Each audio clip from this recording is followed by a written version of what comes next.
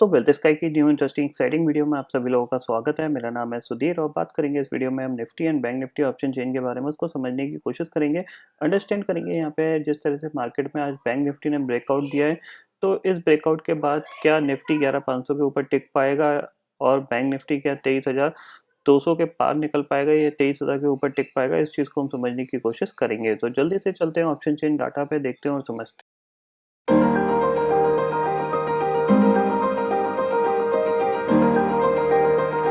तो फाइनली दोस्तों मैं आ गया हूँ निफ्टी की वेबसाइट पे, जहाँ पे हम Nifty and bank Nifty option chain data समझने की कोशिश कर रहे हैं। तो सबसे पहले देख सकते हो आप निफ्टी की क्लोजिंग 11,466 पे निफ्टी क्लोज हुआ है। 94 पॉइंट यहाँ पे चढ़ के बंद हुआ है। ऑलमोस्ट 11,500 के पास तक निफ्टी गया था। वहाँ से थोड़ी बहुत प्रॉफिट बुकिंग के साथ निफ्टी थोड़ा सा नीचे आके बंद हुआ है। बट यहाँ पे जो मोमेंटम है वो बैंक निफ्टी में काफ़ी ज़्यादा स्ट्रॉन्ग है, क्योंकि यहाँ पे HDFC bank, Kotak Mahindra bank ये काफ़ी ज़्यादा पार्टिसिपेट कर रहे हैं और बैंक निफ्टी को ऊपर ले जा रहे हैं। अब ज़ाहिर सी बात है, निफ्टी ऑलरेडी इतना चल चुका है तो बैंक निफ्टी ही अंडर परफॉर्म कर रहा था, तो बैंक निफ्टी में ही यहाँ पे बाइंग आई है। अब ये बाइंग ऊपर कितनी देर होल्ड कर पाती है बैंक निफ्टी को, ये ज़्यादा देखने की बात है, क्योंकि अभी भी सिनेरियो वैसे ही हैं जैसे पहले थे, कोई ज़्यादा चेंजेस नहीं आए हैं। लेकिन बिकॉज मार्केट में जाहिर सी बात है, निफ्टी तो ऑलरेडी इतना चल चुका है, तो जब मार्केट नीचे तो जा नहीं रहा है, क्योंकि नीचे क्यों नहीं जा रहा, क्योंकि जाहिर सी बात है ग्लोबल मार्केट स्ट्रांग है। तो ग्लोबल मार्केट स्ट्रांग है तो नीचे तो नहीं जा सकता, ऊपर ही जाएगा। तो धीरे धीरे अब ट्रेडर्स क्या कर रहे हैं, अब बैंक निफ्टी पर फोकस कर रहे हैं। बैंक निफ्टी में थोड़ा सा मोमेंट कह सकते हैं एक पिकअप हो रहा है और वहाँ पे प्रॉफिट कमाने की कोशिश करी जा रही है।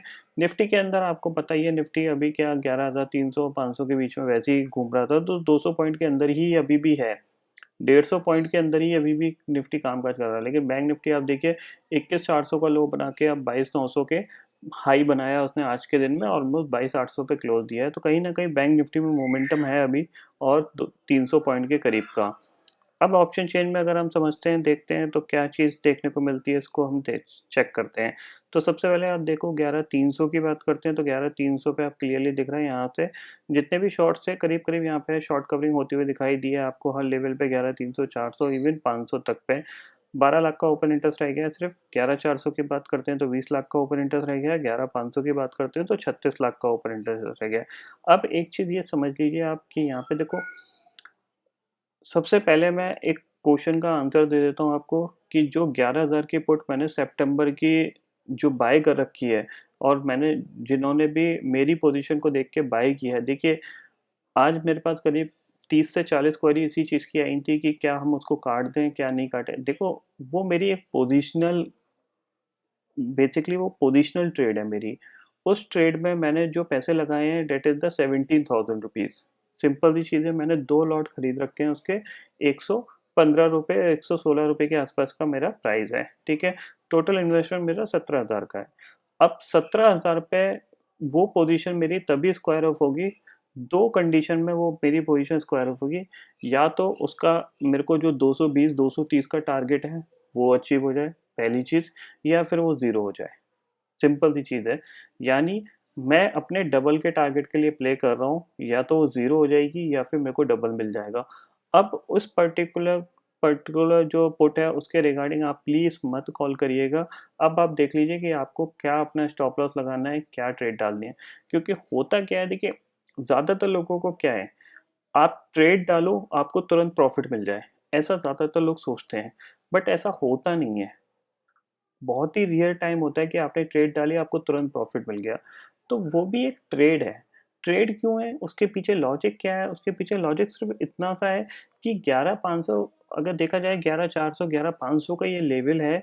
यहाँ पे मार्केट क्या है कि एक रेजिस्टेंस फेस कर रहा है कंटिन्यूअसली। होगा क्या यहाँ पे, अगर मार्केट थोड़े दिन 1-2 दिन ऊपर कामकाज कर भी लेगा, 3-4 दिन कर लेगा, 5 दिन कर लेगा, 6 दिन कर लेगा, 7 दिन कर लेगा, 8 दिन कर लेगा। लेकिन जैसी मार्केट में यहाँ पे थोड़ा-सा भी अगर माहौल चेंज होगा तो यहाँ से करेक्शन क्या है, वो तो काफ़ी तेज़ी से आएगा। यानी इवन 11,200 तक निफ्टी काफ़ी तेज़ी से चला जाएगा। तो वो जो गिरने की जो स्पीड होगी, वो इतनी ज़्यादा होगी जिसकी वजह से वो जो 11,000 की पुट है वो काफ़ी अच्छी जंप कर जाएगी, क्योंकि अभी उसमें बहुत अच्छी सफिशिएंट टाइम वैल्यू है। अभी तो सिर्फ़ मार्केट ऊपर आ रहा है तो उसकी जो इंट्रिंसिक वैल्यू थोड़ी बहुत जो है उसमें, उसकी वजह से वो गिर रही है। लेकिन जैसे ही मार्केट अगर वो गिरेगी, 200 पॉइंट का मार्केट में करेक्शन आएगा, वो तुरंत जंप करके 150, 160, 170 पहुँच जाएगी।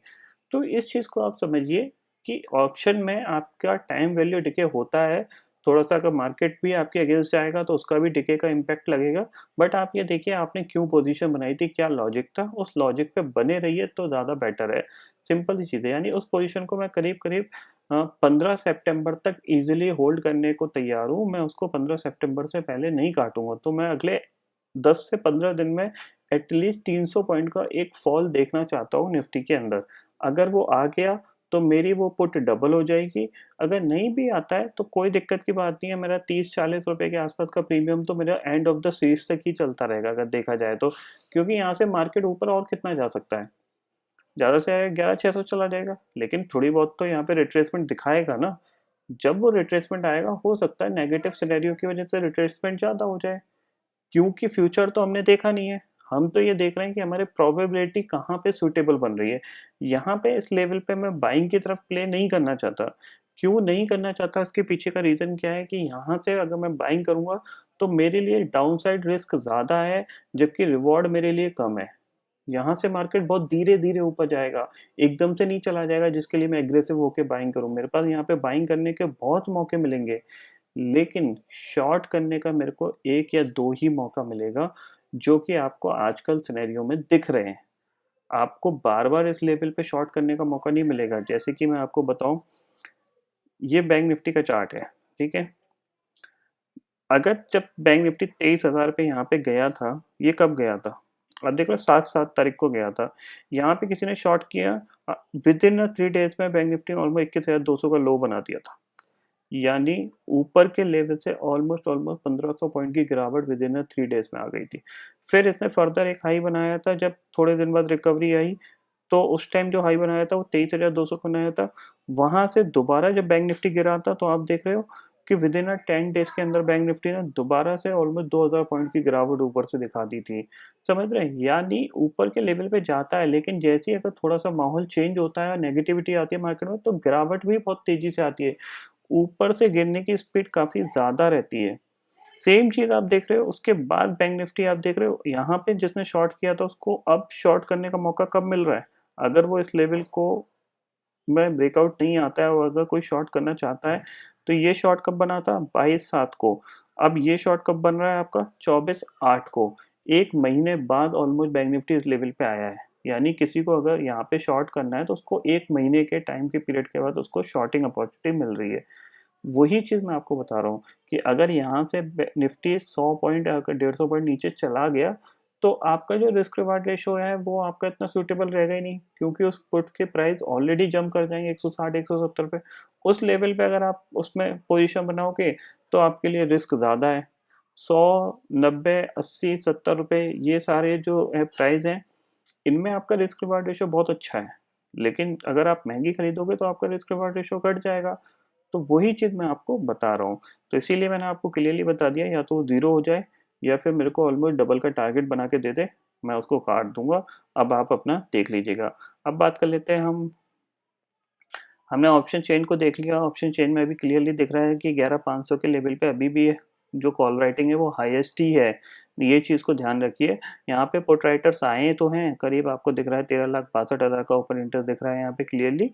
लेकिन अब ये देखना पड़ेगा कि क्या निफ्टी 11,500 के ऊपर होल्ड कर पाएगा। अगर गैप अप होता है कल के ट्रेडिंग सेशन में, तो यहाँ पे जो एक इम्पॉर्टेंट लेवल है वो 11,540 का है। इसको मैं आपको बता देता हूँ। इस लेवल के आसपास कहीं आएगा तो मैं हो सकता है कि निफ्टी को इंट्राडे के बेसिस में शॉर्ट भी करना पसंद करूं, क्योंकि नीचे से काफ़ी अच्छी रिकवरी आई है, तो कहीं ना कहीं अगर प्रॉफिट बुकिंग आएगी तो इस लेवल पे आ सकती है। तो इस चीज़ के लिए मैं पहले से प्रिपेयर रहूँगा। चार्ट की बात कर लेते हैं तो आप देख रहे हो कि यहाँ पे ये मैं आपको पहले बता देता हूँ, आपको ये दिख रहा है, ये जो गैप बना था, ये गैप का जो अपर रेंज है, ये इसका जो हाई है वो मैंने मार्क किया हुआ है, आपको क्लियरली दिख रहा है। ये मार्क किया तो ये आ रहा है आपका 11,540-44, यानी इस रेंज पे, यानी 11,530 और 50 के बीच में मैं निफ्टी को इंट्राडे के लिए भी शॉर्ट कर सकता हूँ या 1-2 दिन के लिए भी शॉर्ट कर सकता हूँ, ये चीज़ है। फिलहाल आपको 11,450 पे निफ्टी सपोर्ट लेता हुआ दिखाई देगा, यानी इस चैनल के अंदर आपको निफ्टी ट्रेड करता हुआ दिखाई दे सकता है अगले 2 से 3 ट्रेडिंग सेशन में। अगर इस चैनल के नीचे आता है तो वही फिर आपके लिए जो फर्दर गिरावट का जो टारगेट होगा वो अराउंड 11,360 तक का हो सकता है। इंपॉर्टेंट चीज़ है बैंक निफ्टी में आप देख रहे हो एक स्ट्रॉन्ग आज ब्रेकआउट आया है। इसने ओपनिंग कैंडल में ही इसने सबसे इम्पोर्टेंट रेजिस्टेंस जो था 22,500 को उसने क्रॉस कर दिया था आपको यहाँ पे। तो इस यहीं से इंडिकेशन मिल गया था कि बैंक निफ्टी आज काफ़ी अच्छा मूव दे सकता है। तो वैसा ही हुआ, इसने इंट्राडे में जो हाई बनाया था करीब करीब 22,890 तक 94 तक गया था। तो अब कल के लिए यहाँ पे क्या सिनेरियो बनेगा वो उस चीज़ को बताए तो 23,000 इंपॉर्टेंट लेवल है। अगर कल गैप अप होता है 23,000 150 200 की रेंज में खुलता है तो वहाँ पे प्लीज़ खरीदने की कोशिश मत करिएगा, हो सकता है आप फंस जाओ। ठीक है? क्योंकि ये लेवल एक रेजिस्टेंस लेवल था, लास्ट टाइम हम यहीं से गिरे थे, तो हो सकता है दोबारा से एक प्रॉफिट बुकिंग ऊपर से आ जाए और बैंक निफ्टी नीचे आ जाए। 2-3 दिन में काफ़ी अच्छा बैंक निफ्टी भागा है, तो अगर हम ऑप्शन चेन के हिसाब से देखें यहाँ पे, तो स्टिल यहाँ पे 23,000 पे काफ़ी अच्छे कॉल राइटर्स हैं। 22,500 के कॉल राइटर्स ने अपनी पोजीशन यहाँ पे काटते हुए दिखाई दिए हैं। आपको दिख रहा है यहाँ पे 3 लाख का ओपन इंटरेस्ट कम हुआ है, आपको क्लियरली यहाँ पे दिख रहा है। और 22,500 पे पुट राइटिंग में आप देख रहे हो 8,12,000 का ओपन इंटरेस्ट ऐड हुआ है। 23,000 की बात करते हैं तो अभी भी 8,30,000 का ओपन इंटरेस्ट यहाँ पे स्टिल इंटैक्ट है। इस चीज़ को आप ध्यान में रखिए, जो कि हाईएस्ट ओपन इंटरेस्ट है कॉल साइड पे, और 23,000 के पुट पे आपको 2,04,000 का ओपन इंटरेस्ट दिख रहा है। तो यानी 23,000 आपके लिए काफ़ी ज़्यादा इंपॉर्टेंट लेवल होगा। ऐसा एक्सपेक्टेशंस है कि हो सकता है ये जो एक्सपायरी हो 23,000 के आसपास हो, तो इस चीज़ के लिए आप फोकस में रखिएगा। ऊपर 23,200 के आसपास यहाँ पे हो सकता है मैं शॉर्ट भी करना पसंद करूँ, और आप अगर शॉर्ट करना चाहें तो कर सकते हैं। अब सारी चीज़ें ये डिपेंड करेंगी डाउ जोन्स की आज की क्लोजिंग पे और कल की क्लोजिंग पे। क्यों, इसके पीछे मैं आपको इसको भी आपको समझा देता हूँ।